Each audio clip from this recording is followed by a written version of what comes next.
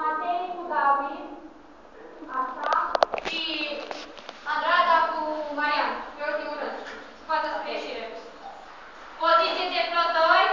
Primul rând face 10 flotări, al doilea rând 15 flotări, al treilea rând 20 de flotări. Corecte. Agiment. Hai!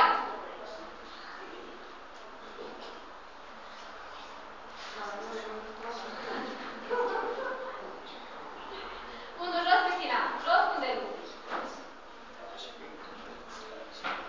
Ești bine.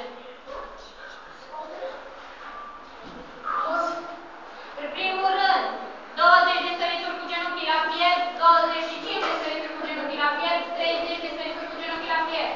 Hai! Sus genunchii, sus!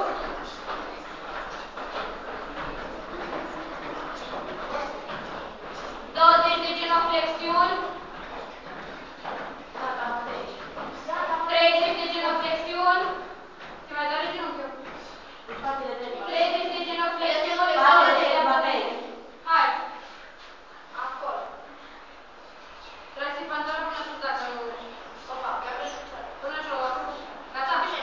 Nu, stai pe primul rând.